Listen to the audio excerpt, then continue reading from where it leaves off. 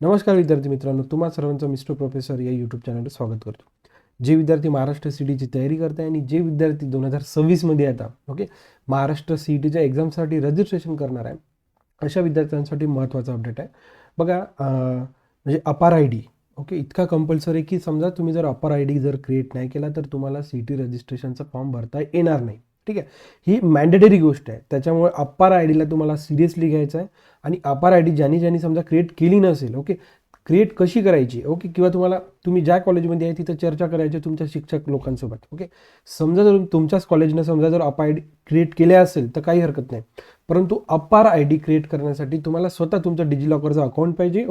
किंवा तुमच्या कॉलेजनं वेगळी जर प्रोसिजर केली असेल, त्यांनी जर अपार आय डी क्रिएट केलं असेल तर काही प्रॉब्लेम नाही. तशी तुम्हाला एन्क्वायरी करायची आहे की तुमच्या नावाचा अपार आय डी आहे का, हे लक्षात. त्याच्यामुळे इट इज व्हेरी कंपल्सरी. बघा, तुम्ही बघू शकता, बघा या अनाउन्समेंटमध्येच एक म्हणजे इम्पॉर्टंट नोटीसमध्ये बघा टेंटेटिव्ह शेड्यूल झालं. After that notice regarding the अपार आय डी. ठीक आहे, म्हणजे अतिशय महत्त्वाची नोटीस आहे. याच्यावर आपण जर क्लिक केलं तर बघा इथे तुम्हाला आता समजेल की का बरं कंपल्सरी आहे.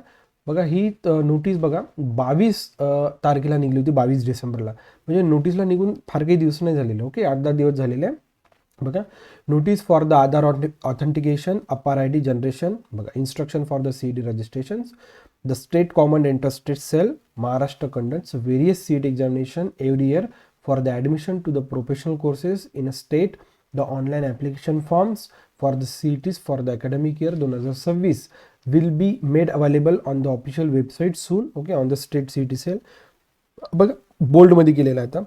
The CET cell intends to make Aadhaar and APAR mandatory for all the candidates registering for the CET 2026. म्हणजे अपार आय डी शिवाय तुमचा तो रजिस्ट्रेशनचा फॉर्म पुढेच नाही जाणार. म्हणजे लक्षात. त्याच्यामुळे अपार आय डी अतिशय महत्त्वाचा आहे. आणि या अपार आय डीची तुम्हाला तुमच्या कॉलेजमध्ये चौकशी करायची आहे. समजा काही काय म्हणू शकतो, काही कॉलेजेसमध्ये समजा अपार आय डी समजा त्या विद्यार्थ्यांच्या कॉलेजकडनं जर काढले असेल किंवा कॉलेजकडनं काढल्या नसेल किंवा तुम्हाला त्याच्या इन्फॉर्मेशन आल्या असेल किंवा तुम्हाला काढायचं असेल, तुम्ही सायबर कॅफेमध्ये पण जाऊन काढू शकता. किंवा एक सिम्पल इझी प्रोसेस मी सांगतो. बघा, सगळ्यांना डिजिलॉकर हे सगळ्यांना माहीतच आहे. डिजिलॉकर काही मोठी गोष्ट नाही. बघा, डिजिलॉकरला तुम्हाला लॉग इन करायचं आहे. डिजिलॉकरला लॉग इन करण्यासाठी एक अतिशय महत्त्वाची गोष्ट आहे का तुमचा जो मोबाईल नंबर आहे तो आधार कार्डसोबत लिंक राहिला पाहिजे. बस ही जर गोष्ट राहिली, तुमचा मोबाईल नंबर जर आधार कार्डसोबत जर लिंक राहिला तर इथे लॉग इन करणं किंवा तो रजिस्टर्ड करणं डिजिलॉकरला काही मोठी गोष्ट नाही. तुम्ही या अगोदर जर डिजिलॉकरला जर लॉग इन नाही केलं सर तर साइन अप करा. फक्त एकच मॅन्डेटरी गोष्ट आहे की तुमचा मोबाईल नंबर त्या आधार कार्डसोबत तुमच्या लिंक राहिला पाहिजे OTP साठी. आफ्टर दॅट तुम्ही आल्यानंतर बघा, सर्च डॉक्युमेंटमध्ये तुम्हाला अपार आय डी काय करायचं सर्च करा. त्याच्यानंतर तुमच्याकडे असा इंटरफेस येणार. बघा, name as per the Aadhaar card. Date of birth येऊन जाणार आणि जेंडर हे ॲटोमॅटिक येणार. जसं तुम्ही डिजिलॉकरला जसं साइन अप केला की ॲटोमॅटिक येऊन जाणार.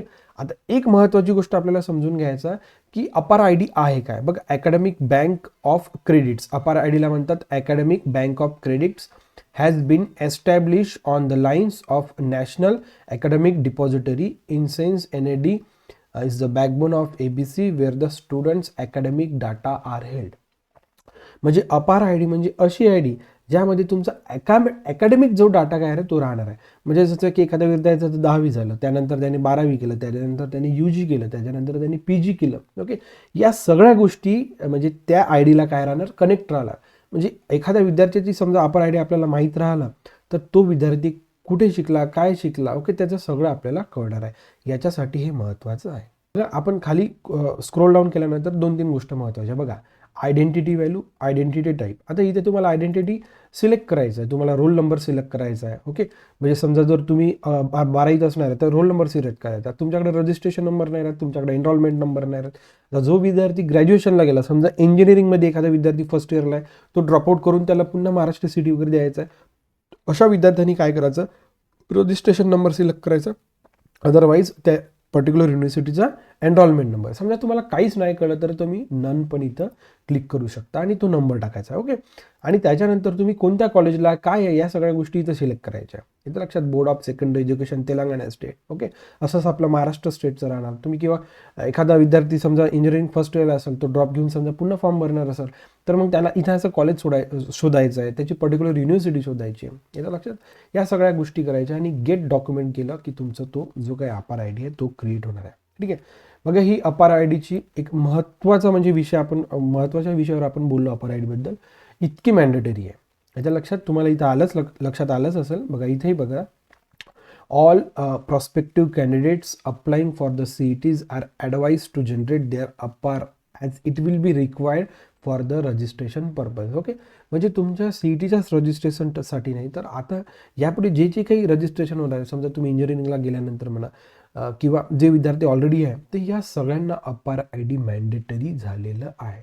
त्याच्यामुळे तुम्हाला इथे क्लिअर कट बघते, it will be required for the registration purpose. त्याच्यामुळे तुम्हाला रजिस्ट्रेशनच्या अगोदर ही स्टेप तुम्हाला क्लिअर कट करून घ्यायची आहे. येतं लक्षात. ओके.